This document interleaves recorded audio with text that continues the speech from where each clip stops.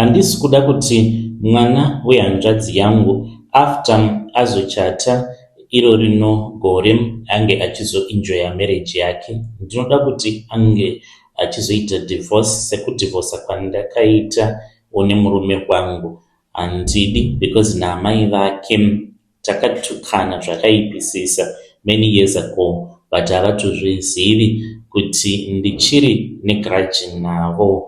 Ndinogarawo muno mu-UK, ndinoita sekunge ndiri muno kwaye uye zvekare nditoriwo nechinzvimbo muchechi. Ndigere muno muLondon, ndakauya kuno kudhara nemurume wangu.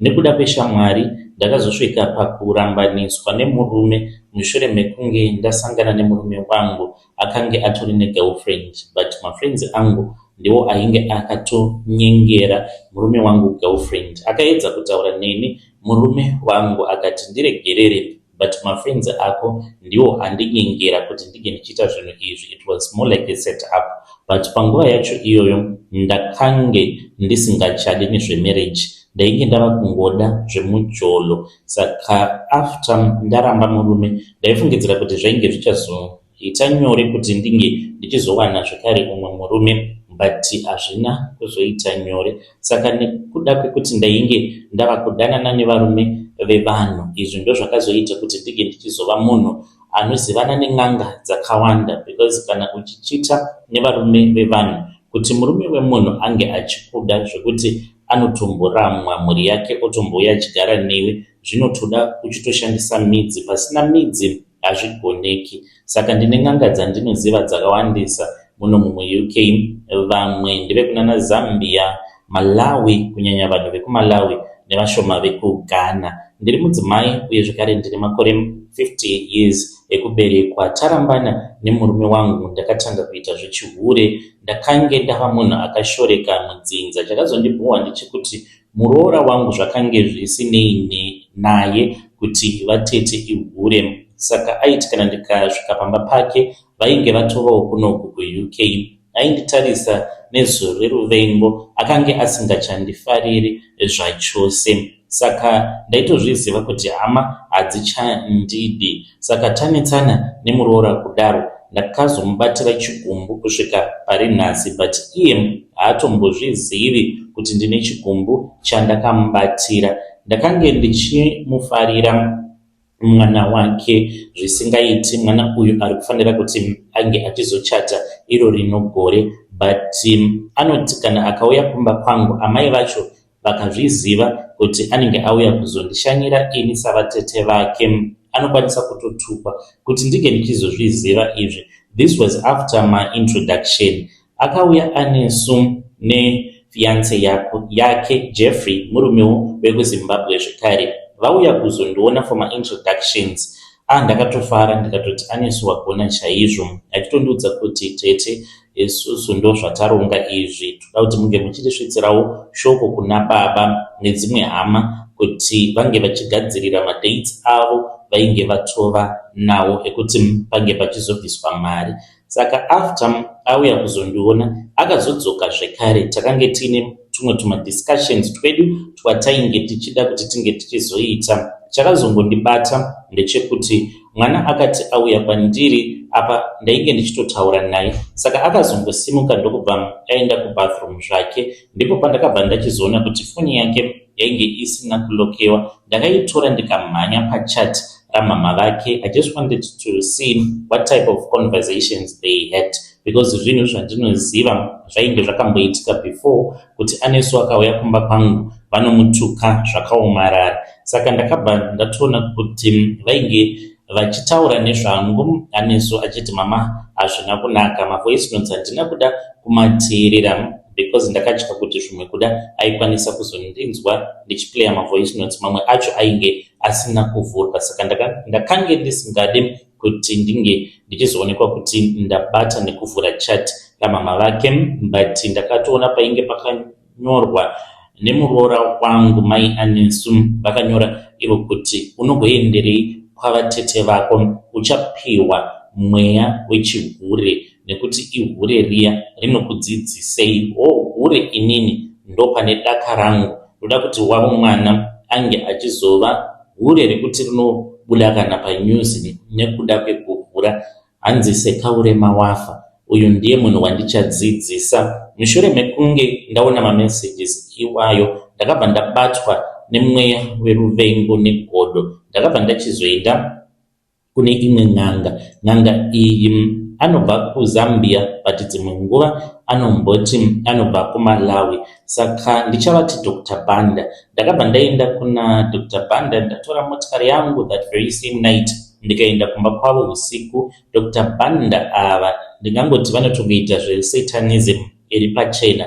Havaswere vachikunyepera kuti ye tichaita go back to sender this and that. Vanotongokuudza kuti zvauri kuda iwewe ndo zvandinoita. Kana uchida kuti munhu ange achifa, munhu ngaafe, munhu ngaaende kumakuva. Saka vakandibvunza kuti uri kuda kuti ndige ndichimuita sei anesu uyu wandiri kuona muglass. Ndikabva ndafunga, vakanditi unoda kuparadza muchato wemwana uyu here asati apinda mumarriage kana kuti after ambogaramo mumarriage. Ndikati ndinoda kuti arwadziwe nemarriage zvekuti achibuda mumarriage anozobheja kuti haazombofi akaroorwa zvekare muupenyu hwake hwose. Vakanditi zvakanaka. Vakabva vanditi ndige ndichizotora nyimo yainge iri mune rumwe rusero ndikaitora. Nyimo iyi yakange yakasanganiswa nemishonga iyo inozokonzeresa kuti madhimoni ose edzinza kana kuti mashavi asingadi chakanaka, vanhu vaya vakafa vasina chavainge vainacho, vainge vachizomuka vanomutswa nemushonga iwoyo, vange vachizotanga kumutevera anesu. Saka usiku kana ndiri pamba kana kuri kunze ndinenge ndisina kuenda kubasa, ndinomuka na 12 am ndinobva ndatora nyimo iyoyo ndobva ndaikanga. Kana ndaikanga ndinobva ndachizotora mimwe mishonga iyo yakauya nayo nyimo. Saka mishonga iyo yakaita powder, ndinoikangira mupani. Saka pani iyoyo inosvika pakupisa zvekuti kana ndikamwaya powder iya panotanga kupfungaira chivutsi. Apa ndinobva ndatora gumbeze rangu. Kana ndatora gumbeze ndinenge ndiri musho ndiri mubedroom mangu. Nyimo iyoyo inenge iri mupani ndichipota ndichimwaya powder ya mishonga yandakapiwa. Saka chiutsi pachinenge chichibuda chichindikachidza. Izvi ndinotozviita nekutokasika because unokachidziwa zvekuti unotadza kana kufema, kutonzwa dzungu. Pose pandinozviita zvinhu izvi ndinobva ndabuda panze kuti ndige ndichimborova nezvimhepo. Saka ipapo pandinenge ndichipfungaidza ndinenge ndichituka iye anesu naJeffrey, ndinenge ndichivatuka ndichisa zvituko pamusoro peupenyu hwavo ndichiti nyimo iyi sekupfungaira kuri kuita mishonga iyi, muchato wako haufaniri kuti unge uchimbonakidza sekusapfava kwakaita nyimo iyi yandakanga. Marriage yako haizombofi yakapfava, mucharambana zvenyu musati matomboita kana mwana. Marriage yako inofanira kuti inge ichikupisa, inge ichikurwadza. Saka ndo zvandinogara ndichiita izvi pose pandinenge ndisina kuenda kubasa. Kana ndikanzi ndinenge ndiri panight shift ndinotozviita masikati dzichingoti 12 pm masikati, zuva rakacheka nyika, ndinotopinda mubedroom mangu ende ndinenge ndichitoisa zvituko ndichiti ramba naye, ndinoda kuti Jeffrey ange achikuramba mumwoyo make. Marriage yako inofanira kuti inge ichikurwadza, iwe anesu unozvinzwa here? Zvose izvi pandinenge ndichizviita ndinototuka kutopopota. Regai vachiti kana uchida kuzvidzikinura munamato wako haufaniri kuita sekunge munamato wemunhu ari kuda kudya zvake sadza tukuma God bless our food because we are about to eat. Because violence yandinenge ndichiita ipapo ndinenge ndichitorova pasi nezvibhakera ndichitomuudza iye Jeffrey kuti handidi kuti unge uchizombofa wakamupa ruremekedzo runopuhwa mukadzi kana wamuroora anesu. Unofanira kungomuitira madrama bedzi. Izvi ndiri kuzviita because ndinoda kukaurisa muroora wangu. Uye zvekare kune vedare renyu ndinongoti kwamuri, Sekaurema wafa. Kana uine mwana musikana usambofa wakatukana nehama. dzemurume wako, kunyanya isu vana tete muri yeZimbabwe. Ndo meseji iyo yandakatumidzirwa ichibva kuna vanzvadzi vedu avo. Ngatizamei kuti tinge tichitaura navo mucomment section. Utsimwe hwacho zvakangooma hazvo vedu we. Hanzi kana uine mwana wako musikana usashayinira vana vatete uchituka hanzvadzi dzemurume wako kuti mahure, nekuti tinenge tichizotoda kutoti wako mwana ange achizova zvacho izvozvo zvaunenge uchiti isusu tiri mahure. Zvakaoma. Dai Mwari vamuwanira nyasha anesu uyu. Hanzi she is going to get married this year. Regedzei tibva taenda panyedu inotevera. Hanzi mukoma ndakaona garwa. Yo, I'm so scared. Muri sei zvenyu? Please post my story makaviga chitupa changu. Kana kutopagara pamba apa ndava kutya apa ndakarambana nemurume wangu iro rinogore mushure mekunge ndawana basa muno muSandton. Before people judge me, let me give you a brief history about what happened between me and my ex-husband. Pandakauya kunoko mukoma ndakange ndisingatendedzwi kushanda, saka ndaingozvigarira pamba kubva 2016 ndichishungurudzwa mukoma. Ndaisvika pakuruka magodi mumusoro, kutonyimwa mari ngekuti ndinge ndichirukawo musoro. Ndakazotanga kuziva kuti api ainge achiita zvecheating, apa aispenda mari yakawanda achitoenda kusalon negirlfriend. Ndopandakasvikawo pakuzotanga kuita zvimapiece job paanenge aendawo kubasa.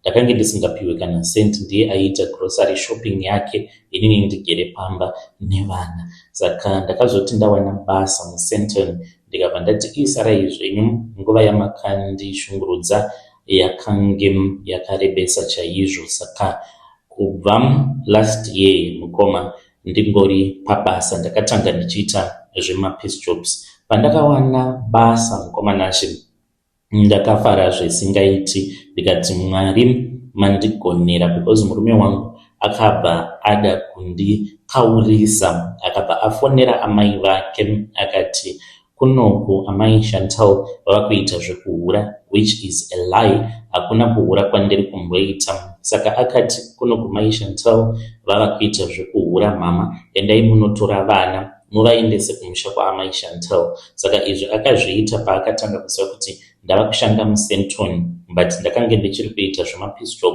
Ndainge ndava kutogara kufriend yangu, because ndainge ndanzwa nekungogara ndichingorohwa nguva dzose. So zvadaro mukoma ndakabva ndachizotenda Mwari mushure mekunge varungu vandinoshandira maZulu zvavo vakagara neni pasi vakati vava kuda kuti ndinge ndichizovashandira ndichigara pamba pavo permanently. Asi zvandakaona last week wakange uri musi weWednesday ari masikati. Iko zvino zvindiri kutya, because chinondinetsa mukoma muno muSandton dambudziko riripo nderekuti munomu itori nzvimbo yakatochengetedzeka zvekuti chiitiko ichocho hachingambotarisirwi kuti muSandton mungawanikwa garwe. Saka idzi dzimba dzevanhu vanenge vaine mari mukoma, mari yakawandisa. Saka musi weWednesday, it was around kuma2, ndakange ndichangopedza kuklina mumba. Ndainge ndiri mulounge, ndokubva ndachizobuda zvangu panze ndichida kugara zvangu paveranda. Ndainge nditori nechikafu chandainge ndazvipakurira kuti ndinge ndichidya. Saka before that ndainge ndagara hangu ndiine hope dzandainge ndichirota. Makamborotawo here? Pane akamborotawo achikorobha mumba maanoshanda, but uchikorobha mumba uchimopa neropa imba yose. Idzi ndo hope dzandakange ndatova ne2 weeks ndichirota. Ndaiti kana paweek ndorota kana hope idzi 2 times kana kuti 3 times ndichitokorobha imba yose. Patori nevamwe madzibaba avo vanogara kulocation kwandainge ndichimbogara, avo vandakatoudza hope idzodzo vakanditi chimiro chepamba ipapo chinoratidza kuti hachina kunaka. Saka madzibaba ava vakange vati vanofanira kuti vange vachisvika pamba pandinoshanda, but it is very difficult because inini handinawo access yekupinda nekubuda muestate. Ndinotobuditswa nekutopinzwa nevarungu vandinoshandira. Saka vainge vakati vanoda kuuya kuzosiya minamato, because kurota uchimopa mumba neropa, hanzi chimiro chisina kunaka chemba ichocho. Saka ndakati ndakagara panze kudaro, chakatanga kuitika ndechekuti muviri wangu wose wakatanga kumerera vhudzi, ndikavhunduka ndikati chii chiri kuda kumboitika. Ndopandakatanga kunzwa kufema, munhu ainge achifemera kugotsi kwangu kunotarisa kudai so. Ndopandakabva ndachizoona kuti paloni painge paine garwe rainge riripo. Garwe iri rainge rakatozorora zvaro, rakangonditarisa kahwanya. Pandakadevedzera kuti mai wee, saka panext door pane vamwe amai avo vanoshanda panext door ndeve kuMalawi, vakauya vachimhanya, varungu vavo vainge vasipo, vakatanga kunoka pagedhi. Ndokubva ndaenda ndikanovaudza kuti ndainge ndaona garwe. Vakaseka vakati mira ndipinde tione. Vakatombobvunza kuti hauna kuona chemupurwa here? Ndikati rainge riri garwe. Ndokubva tatenderera mukomanashe. This was after ndavharira imbwa. Ndokubva tatorishaya garwe riya, takaritsvaka everywhere, hatina kukwanisa kuti tinge tichiriona garwe iroro. Chinondinetsa mukomanashe ndechekuti muSempton muestate uye zvekare mune ma-electrical fences, mune ma-brick walls everywhere, but ndakaona garwe. Garwe iri ndinotadza kuziva kuti rakabva nepi, because uchibva nekugedhi imbwa dzaifanira kuti dzinge dzichiriona garwe iroro, kana kuri kunzi rakapinda zvimwe kuda gedhi rakavhurika, then raifanira kuti ringe richizoonekwa garwe iroro. Uye zvekare ma-security guard, kune ma-cameras everywhere. Saka ndakangobatwa nekutya. Maybe panext door akatongofungidzirawo kutongoti maybe ndiri kuita zvema-prank, because ndinombopota hangu ndichimboshuta content ndirimo muyati zvangu, ndiri kuedza kupostawo kuTikTok kuti ndiwane following. Saka iye akangoti maybe uri kundishuta zvako mavideos. Ndikati no, tarirawo nefoni yangu ndinayo. Akangoseka, tikatotanga kutokurukura zvedu tichitoita nyaya. So zvakazondishamisa mukomanashe ndezvekudai. So after varungu vangu vandinoshandira ava vabva kuKZN, pavakadzoka usiku vakandimudza mukomanashe, makambopiwa mari here pakati pawo usiku? Hamene kuti sei vatsina kuda kuti vange vachimirira until the next day, because pavakasvika ndakatovanzwa, it was somewhere kumapast 11. Ndikaignore ini, vakazvivhurira vega gedhi ravo. So vakabva vachizoti vapinda mumba. Inini ndinogara kudownstairs, ndine rumu yangu iri separate, nditori nekainsuit kangu, ivo vanogara zvavo kuupstairs nevana vavo. Saka pavakapinda mumba, I ignored them. Vakatombogara kuda maybe about 30 minutes or so, ndichingonzwa vanhu vari vachitaura. Ndopandakazonzwa mwana wavo ava kudaidza zita rangu, Florence. Ndokubva ndamuka ndikabva ndachizoenda kulaunch kwavainge vari. Saka chakandinetsa ndechekuti vakati kwandiri, wamuka sei Florence? Hameno maybe ndo kumoreswa kunoitwa munhu. Ndaexpecta kuti vainge vachazoti uri sei, pamba pari sei, but vakati wamuka sei Florence. After that vakabva vachizondipa mari.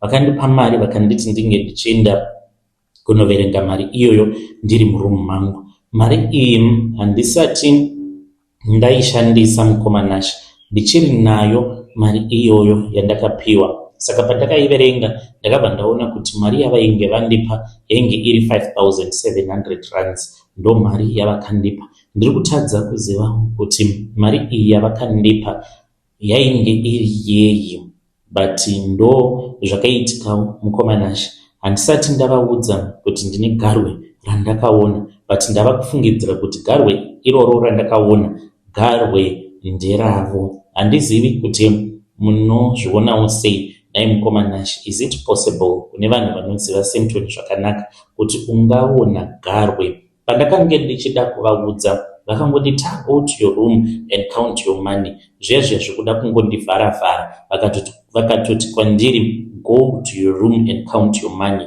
Saka ndakabva ndangopinda murumu mangu ndikabva ndatanga kuverenga mari, ndikatoshamisika ndichiona mari yakawanda. saka ndiri kutotya kutoishandisa. Ndanga ndiri kuronga kuti paweekend ipapa ndotomboenda ndobva ndambonoona madzibaba vandiudze kuti imari kwayo here yandakapiwa kana kuti kwete. Muri Zimbabwe ndo message iyo yandakatumidzirwa ichibva kuna vanzvadzi vedu vari kuti vari muCentron. Garwe haribhururukika, harina mapapiro zvekuti mungariona garwe mushure mekunge mabva mukuona garwe robva ratongonyangarika. It is not possible. Ngatitaure nezvayo nyaya iyi mucomment section sezvamakaudzwa na madzibaba kuti chimiro chepamba ipapo vari kuona sekunge chisina kujeka. Dai mamboita plani manamatirwa kana kuunza umwe munhu ombonamata ari murumu menyu. Zvakangooma hazvo vedu wei. Ngatitaurei navo vanzvadzi vedu ava mucomment section. Regedzai tibva taenda panyedu inotevera. Nyedu inotevera yakamira sekudai. Hanzi mukomana Shimashura chaiwo andiri kuitirwa nemusikana wangu uyo anonditengesera pamusika wangu. Zita rangu muchanditi Ernest uye zvekare ndiri murume ndine makore 33 years ekuberekwa. Chikonzero chauya chandiunza pano ndodawo kubvunza kubva kune vedare renyu kuti ndodiko. Ndoudza madamu kuti ndozvandakaudzwa nemusikana wangu uyo anondishandira kumaketi. Ndakatosvikawo pakutotenga motikari even though ndainge ndiburi munhu ainge achitambudzika zvisingaiti. Kwaingovawo kungoshingirira misika yandakasiyirwawo nababa vangu mushure mekunge vashayika. Saka musikana uyu webasa paakandiudza kuti ndozvaanoita pose paanenge atengesera customer kana achida kubira zvekare customer imwe inenge yaenda pamusika womwe munhu ichienda kunobvunza zvainenge ichibvunza. I thought kuti maybe she was joking. Akanditi, boss, munozviziva here kuti inini kana ndichida kubira customer kubva pamusika womwe munhu ndinotoita mabhubhubhu chaiwo.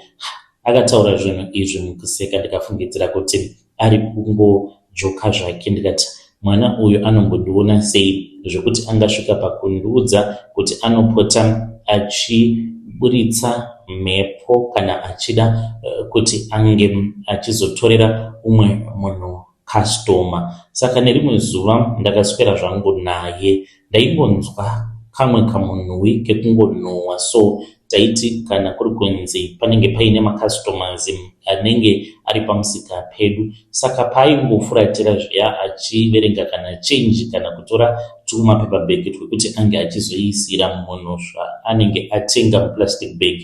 Ndo pandaingonzwa kamwe kamhepo kaingofamba so mamwe mafambiro kachinhuhwa. Ndikabva ndamubvunza kuti naiwe kochii chiri kuitika kwauri mushure mekunge customer yaenda. Akaseka akati boss, ndatokanganwa ko nyaya yandakakuudzai iya. Iniwo by then ndainge ndatokanganwa, ndainge ndakatogumbuka kuti uyu ari kumbozvifambisa sei, ari kungoti padiki padiki mhepo, padiki padiki bhubhubhu, chii chiri kumboitika kwaari. Saka ndopaakabva achizondirangaridza kuti nyaya iya yakambondiudza kuti iye anoburitsa mhepo akafuratira matable evamwe kuti vange vachiita munyama so that ange achikwanisa kuzotengesa mari yakawanda.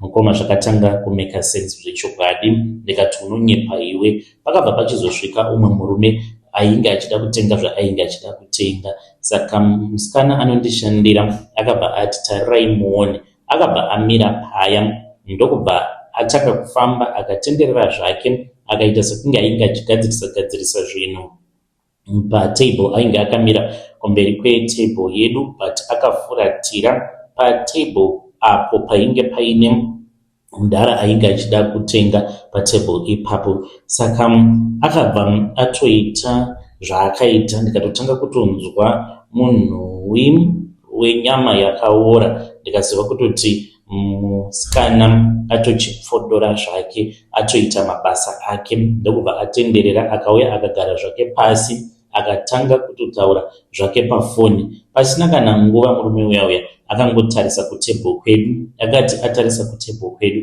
ndokubva atofamba akatouya patable pandainge ndiri nemusikana wangu webasa. Ndokubva kutenga kubva kwatiri. Zvakaswera zvichiitika izvi muswere wose wezuva. Ndakadzidza chidzidzo chandainge ndisina kumbogara ndakange ndakaziva muupenyu hwangu. Saka musikana wangu iye ndo zvaanoita, anotiwo ndo zvaakadzidziswawo nagogo vake. Hanzi vaizviita pamutoko kana vachida kubira vanhu muminda dzavo. Hanzi vaienda mumunda kana kuti vaimira kunze kwemunda vakashama vakawanda nemuti masikati kana kuti usiku, then vobva vafuratira kutokotama, vobva vaita mabhubhubhu avo vakafuratira kumunda kwemunhu. Kana vapedza kuita saizvozvo vobva vamhanya, vobva vanopinda mumunda mavo voitira mabhubhubhu avo vari mumunda. Hanzi aitoona kuti zvainge zvichitowedzera zvirimwa zvinenge zviri mumunda panguva yacho iyoyo. Saka ndo secret yandakaudzwa nemushandi wangu, handizivi kuti ndoita sei naye. Yo muri Zimbabwe ndo message iyo yandakatumidzirwa ichibva kuna mukoma vedu. Zvakangooma hazvo vedu wemukoma Ernest, hanzi ndo zvandiri kusanganawo nazvo izvi. Ngatitaurei navo mucomment section. Hanzi munhu ari kuita mabhubhubhu ake mumunda, hanzi pamusika, sezvaainge achiita nagogo vake muminda yevanhu vachiba zvirimwa zvevanhu. Strange things indeed they do happen in this world. Ikidzaiti bataenda panyedu inotevera. Hanzi mukoma muri sei, please post my story makariko chitupa changu. Inini basa rangu randinoita, ndinoita zvekugadzira mafoni, specifically ndinogadzira iPhone. Zvose izvi zvakatanga a couple of days ago apo amai mufundisi pavakauya nefoni yavo. Saka vauya nefoni yavo ndakabva ndachizoigadzira, saka vakandisira password because pane zvandainge ndichida kuzotesta pafoni yavo. Saka mushure mekunge ndagadzira foni yavo ndo pandakabva ndachizongotanga kungotesta touch screen, uye zvekare ndakabva ndachizoona kuti foni yangu yakazara, ndokusaka yaita sekunge inoita kakunonokera so zvisingawanzokuitika paiPhone zvekufreeza. Saka ndakatanga kutarisa ndichida kuona kuti chii chainge chichidya space mufoni mavo. Ndo pandakabva ndachizoona kuti recycle bin recently deleted mainge muine zvinhu zvakawandisa zvainge zvichiremera memory yefoni. Saka ndakabva ndachizovhura recently deleted muphotos app. So zvandakazoona mukwamanashi imomo ndakashamisika because mutori nemaphotos akawandisa nemavideo. Mavideos awa ane mifananidzo isina kunaka. Amai pastor vatori naked vari mumba mavo. Mamwe mapictures anoratidza kuti vanomatora vari mumba mavo, uye zvekare mamwe mapictures vanoratidza kuti vanomatora kunyange vari kumahotels nemaboyfriends uye nekuma-cruise ship. Kwainge kutori nemamwe mapictures handizivi kuti ndegore ripi. Saka pamapictures ose awa handina kana kumbogara ndakaona murume kwavo vamufundisi, zvichireva kuti vari kuzviita nezvikomba. Saka mune varume 4 vakasiyana but ndeve muchechi medu. Varume ava vose vanhu vane mari dzavo. Murume umwe wacho atori munhu wechidiki but vabereki vake vane mari, saka iyewo akatoenda navo kumavhakesheni, uye zvekare vamwewo ndevechikuru vandakaona maphotos avo vakarara navo vari mumahotels. Saka after ndaona zvose izvi handina kana kumboita anything kana kumadelita, ndakangomasiya ari mumapictures iwawo. Ndakazotozvifunga after kuti dai ndakatora maphotos iwawo ndakazvitumidzira WhatsApp kwangu, then ndobva ndachizoratidza murume wavo but ndakangosiyana hangu nazvo. Saka amai mufundisi vakazouya vakazotora foni yavo, havanawo chavakambotaura. Handizivi kuti kundiisa pamuedzo here kana kuti kwete. Ndinotodawo advice kubva kune vedare renyu kuti ndinofanira here kuti ndinge ndichivabvunza ivo amai mufundisi kuti ko zvandakaona mufoni menyu zvinomboreva kudii. Ndichange ndichizotevererawo ndiri mucomment section. Kana varisa amai mufundisi aiwa mukadzi zvake anochivika ende anoyemurika paunhu. Ende mudzimai wangu aitombopota for maadvice kana tanetsana kubva nawo handichatongodi. I don't feel comfortable at all kuona mudzimai wangu having a conversation navo amai mufundisi nekuda kwezvinhu zvandakaona mufoni mavo. Ndo message iyo yandakatumidzirwa ichibva kuna mukoma vedu the technician. Zvimwe kuda mai mufundisi vari kukuisai pamuenzo hameno kuti munozvionawo sei muri yeZimbabwe. Regedzei tibva taenda panyedu inotevera. Hanzi mukoma Nashi handizivi kana muchitotambirawo maconfession anobva kuvanhu vakaita sesu. Handizivi kana muchitovhurawo mamessages evanhu vanenge vaine maoko akazara ropa kudai. Inini ndiri kunyorawo message yangu, ndinogara muGweru, nditori nemamind claims angu akati kuti but handisi kurara kwemavhiki adarika awa, handisi kukwanisa kana kurara kwana hope. Mukoma ndinoti kana ndakavata zviya ndinotomudzwa ndonzi iwe uri kutoda kutozorora, isusu tisina kana kutozorora kwacho. Ndinotombozvibvunza kuti ndichiri kufema pari zvino here kana kuti ndakatofa ndikatovigwa ndava mugehena, ijeri randiri kurarama ndiri mariri pari zvino. Handizivi kuti upenyu hwangu uchazovei mune ramangwana. Ndozvandisvitsa pano. Ndiri murume uye zvakare ndine makore 60 years ekuberekwa. Ndakaberekwa mainge muri mugore ra1966. Saka iniwo baba vangu vaitawo zveun'anga ndo zvakava booster mulife because zveun'anga zvine mari, vanhu vanokupa mari, vamwe vanokupa zvipfuwo. Saka kana wapiwa chipfuwo it means kuti munhu akupa double chipfuwo ichocho chikazobereka, which means unenge watowana investment. Saka baba vangu vakasvikawo pakuzopiwa plot because vainge vari vezanu. Ndokubva tachizotanga kupfuwa mombe ikoko dzakawanda dzichienda kuma-auction. Ndakasvika pakuzoita muzvina business muGweru nemuHarare. Ndainge ndava muzvina business mukuru, ndainge ndiine mashops angu uye zvekare ndainge nditori nemaflea markets. Ndakange ndiine rori rangu raifamba richienda kuZambia, South Africa, DRC neMozambique. Apa takange tichienda kuchechi iRoma nekuda kwekuti tainge tisingadi kuenda kumachechi kana kuti chechi dzemweya nekuti baba vaitya kuzobatirwa zvinhu zvavo because havana kumbogara vakasiya zveun'anga, vakange vari munhu ainge achirombesa.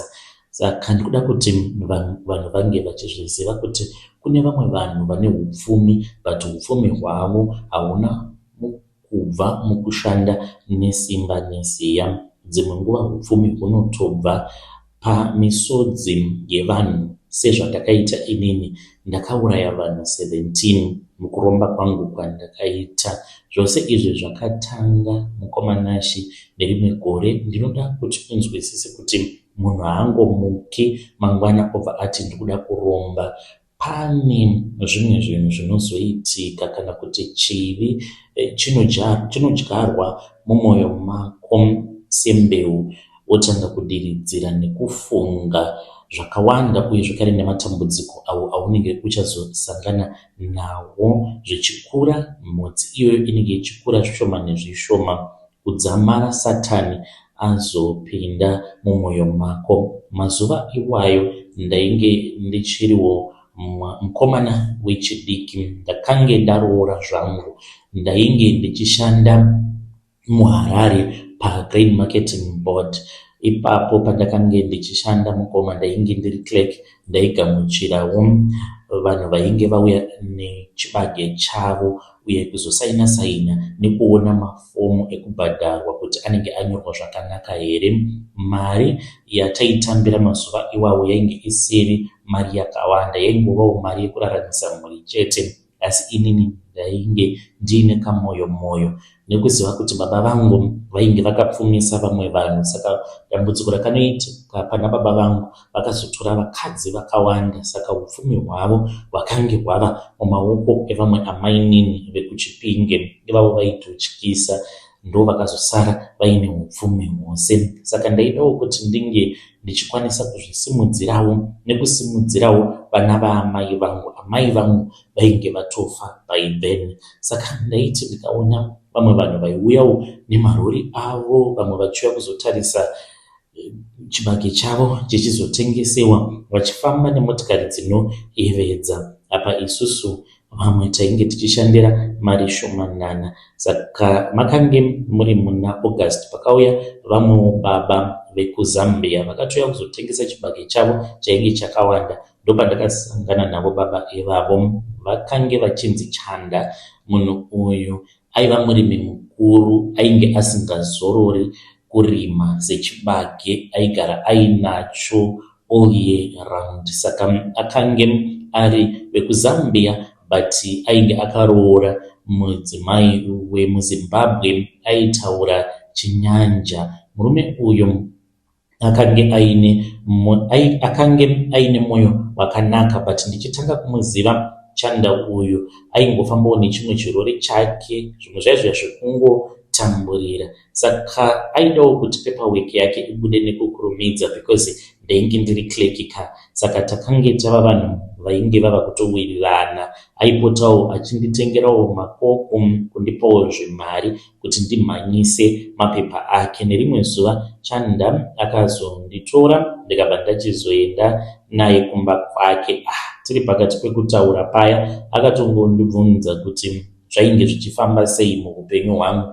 Akange aine madhiri ainge achidawo kuti tinge tichiita ekuti anga achiwana mari yakawanda kudarika zvirimwa zvaanenge aunza kuGMB. Saka vainge varipo vainge vachiitawo madhiri acho iwawo panguva iyoyo. Saka ndainge ndichiri nekamwe kakutya so. Saka supervisor wangu ainge akandiudza kuti ndisatya ndinge ndichitaura naye Chanda uyu. Pandakaona pamba paChanda ndakashamisika because painge pachivakwa rimwe zimba rinotyisa. Akazondiudza kuti iye anopota achidzokera kunyika kwavo uko kwaanonosimbisiwa, uye zvekare chikaita kuti tinge tichiwirirana naChanda ndechekuti tose tiri vaviri tainge tichienda kuchechi imwe chete iRoma. Saka Chanda akaramba achingobudirira kusvika achizotenga rimwe zibango, rimwe ziMercedes Benz. Ndakasvika pakumubvunza kuti naiwe ko uri kumboiwana seiko mari? Akaseka zvake akandiudza kuti kana ndichida kuita mari ndainge ndichizokwanisa kuzoenda naye ikoko kunyika kwavo kuZambia. Zvechokwadi ndakasvika pakuzivisa mudzimai kuti ndainge ndafunga kuti ndinge ndichimbobira kumhiri ndiende kuZambia. Mudzimai wangu akati painge pasina hapo kana dambudziko. Pandakazosvika muNdola ndakange ndichifungidzira kuti maybe muNdola umu iye Chanda ane mamwe maprofita kana kuti mapastors anoziva, because Chanda aizviidza munhu anonamata anoziva Bible stereki. Aitosvika pakutobohwa nyaya dzake dzainge dzingori nyaya dzemavhesis emubhaibheri. But tichingonosvika mune rimwe village ndakashamisika mukoma because ndakatoona kutoti tainge tatova pamba pen'anga. Umwe ainge achinzi Mulenga, but vaimuti Dr. Mulenga vemuNdola. amushuwa kuti vanomuziva. In'anga yakamboita mukurumbira kuma early 2000s wo pandakaromba. Patakasvika kutsika pachivanze chaDr. Mulenga, chinhu chekutanga chandakaona chakandishamisa painge paine nyoka yerudzi rweshato yainge yakareba zvakaoma. Yainge yakamonera yakazvimwenderedza zvayo pamuti umwe wainge uripo pachivanze ipapo. Nyoka iyoyo yainge yakatongotitarisa zvayo ndokubva yatongoenderera mberi nekutonanzva kamba yainge iri padhuze nayo. Zvakandishamisa. Saka takazodaidzwa nevashandi vaDr. Mulenga tikanzi tinge tichipindawo mumatare. Sezvo tainge tabva kure, Dr. Mulenga vakambomisa mamwe mazambienzi avo ainge arimo mumatare, vakamboti vange vachimbobuda panze nekuti vainge vachida kubatsira isusu mabva kure. But naChanda vainge vachizivana. Saka Dr. Mulenga ava vainge vachitaura naChanda nechirudzi chavo chekuZambia ikoko. Iye Chanda ndiye ainge achizotranslata everything kwandiri. Saka kuromba kwangu dzimwe mhiko ndakazotodziziva mushure mekunge vanhu vatanga kufa, because pakange pachitaura ivo Dr. Mulenga zvizhinji zvacho ndakange ndisingatozvinzwisisi. Saka Mulenga uyu akabva achizotora kamwe kabox kadiki kainge kari kacoffin kadiki diki, maybe half a meter, kainge kakapendwa nependi yered, but kozvinozvi kakazochinja kala kava black, ende ndava kutya nekuti ndakangoudzwa kuti kana kachinja kala mazuva ako ekurarama anenge averengwa panyika akwana. Ndakabva ndachizopiwa kamucheka kewhite, nanhasi uno kamucheka ikako kachirimo mucoffin. Ndikapiwa maiti makam yainge iri yered. Ndikabva ndanzi chibuda zvako panze ugare pasi. Vakabva vadaidza vamwe vanhu vaya avo vatainge tamboona varimo mudare kuti vange vachidzoka. Ndakanzi ndigare pasi ndisazoita zvinhu zvangu ndichimhanya, ndinge ndichinyatsokufunga nezvazvo ndisati ndasarudza kuita zvavainge vanditi ndinge ndichiita. The next step yainge iri yekuti ndinge ndichinyora mazita ehama dzangu dzeropa, those that were related to me by blood. Saka ndakabuda zvangu ndikagara panze, ndokubva ndatanga kunyora. Ndakatanga nebaba vangu namai vangu, ndikabva ndachizotanga kunyora mazita ehama dzangu dzose, including vamwe vatete nevamwe pamunini vandaida stereki, vose vainge vachiri vapenyu. Ndakanzi unongonyora vanhu vanenge vachiri vapenyu. Saka ndapedza kuita saizvozvo, vainge vapedzeranawo nemhuri iyo yainge yapinda zvekare mumatare.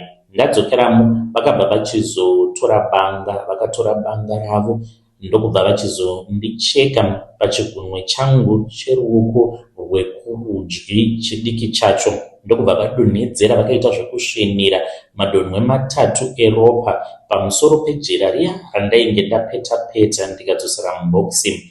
Vakati kwandiri, Chanda achakubatsira kutanga bhizinesi, asi ziva kuti usati waita mari unofanira kuti unge uchizoisa ropa mubhokisi umu, nekuti bhokisi iri rinorarama neropa. Sezvo ndakange ndisinganzwisisi zvinhu zvaitaurwa, ndakangofungidzira kuti masacrifices acho ainge achazongogumirawo muropa rehuku. Handina kunge ndakaziva kuti pakange paine dzimwe mhiko dzainge dziriko kumashure kwezvose izvo zvandainge ndanzi ndozvandinoita iye kusaziva chirudzi. Saka pamhiko idzodzo zvandakazoziva nekufamba kwenguva vainge vatoshayika yainge iri nhau yekuti Chanda of course ainge achazondibatsira kutanga bhizinesi. Ndainge ndichazotanga nemasacrifices ekuchekeresa huku ndichisvinira ropa mukakofini, asi gore roga roga muna December pane hama yangu iyo yainge ichazonyangarika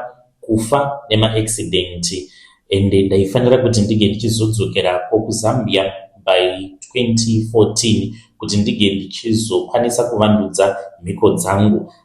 Zvose izvo Chanda haana kuda kundiudzawo nekuti aitya kuti maybe ndaikwanisa kuzoramba. Saka takadzoka kuZimbabwe, ndakange ndiine kabhokisi kangu nemikwende yangu nekuti ndine mimwe mishonga yandakapiwa. Saka ndakabva ndachizohwandisa zvinhu izvi kumba kugweru kuseri kwesitorumu. Mudzimai wangu akange asina chaainge achimboziva. Chandakangoita ndechekuti ndakabva ndachinja makii epasitorumu, ndikati ine handidi kuti munhu ange achipinda. Mudzimai akatondibvunza kuti koma vakuvharireiko sitorumu? Ndikati mukadzi haangopindiri munyaya dzevanhurume. Kubva ipapo zvinhu zvangu zvakatanga kuchinja. Ndakasvika pakusiya basa kuGMB.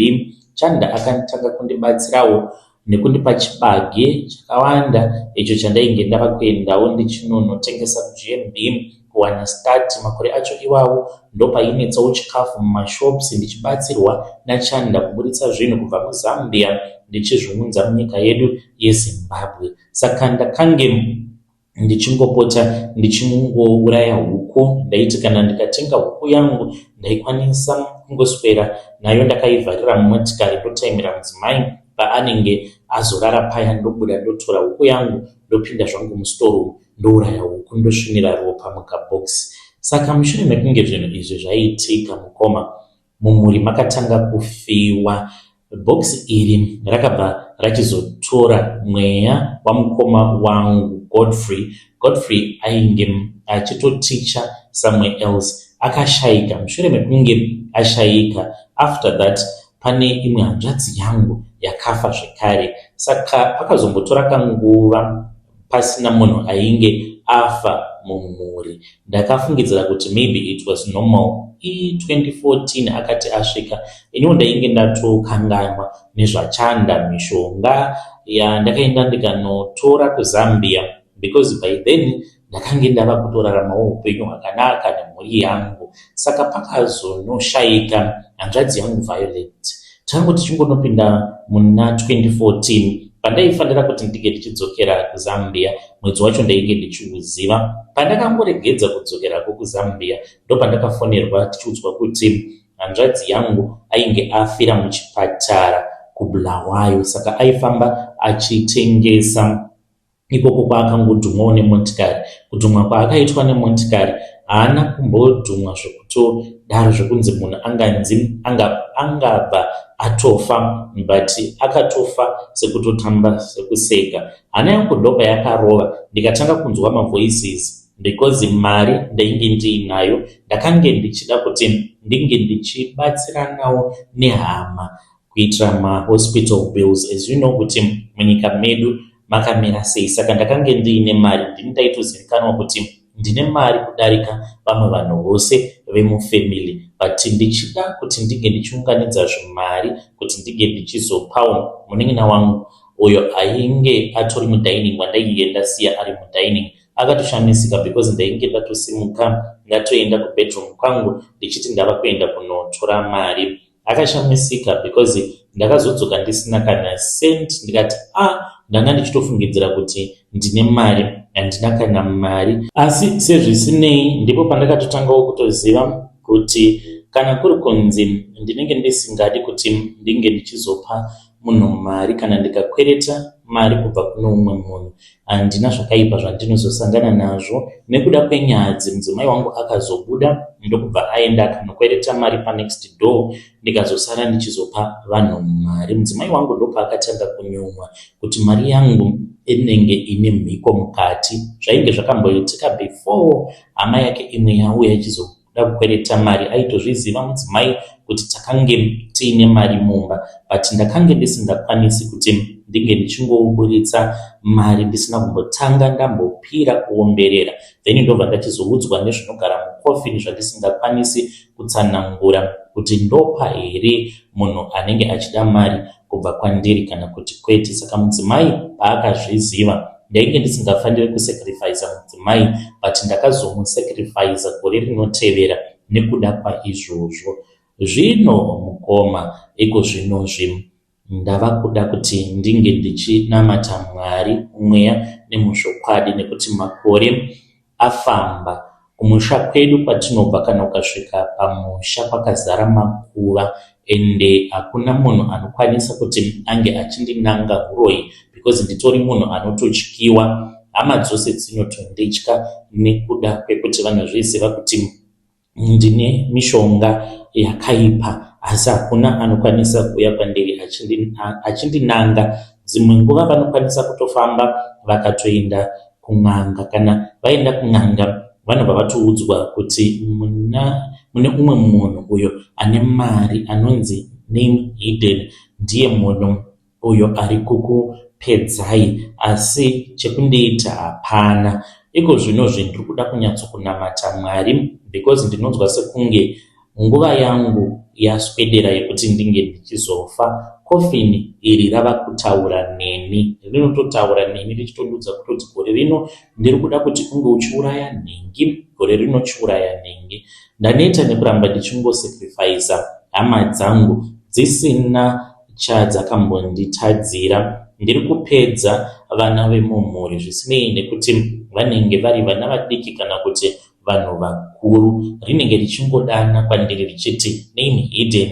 Ndiri kuda ropa, ndava kuda ropa. Apa zvimashopu zvandakarombera zvacho, mashopu iwawo mazhinji akapera kubhuroka. Ndangosara hangu ndiine dzimba dzangu. Handinganzi ndiri murombo, nditoriwo munhu anoverengwawo pavanhu vane mari mugweru, but zvatosiyana nezvadainge ndimbori before that ndainge ndiri munhu aiva nemari yakawandisa. Kana kuri kunziwo mukazoposta nyaya yangu muzondizivisa, ndichange ndichizoteverera ndiri mucomment section.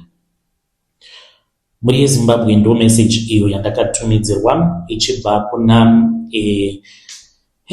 pakaipa mukoma vedu. Ngatizamei kuti tinge tichitaura navo mukoma vedu ava mucomment section. Hanzi ndakachekeresa vanhu 17 vanhu vavakachekeresa kubva pavakaenda kunoromba kuZambia. Hanzi all is vanity ndo zvavakanyora. Hanzi vanity upon vanities. Kunyange hanzi ndikaverenga kunyika kwandakaenda ndichinodya mari dzangu.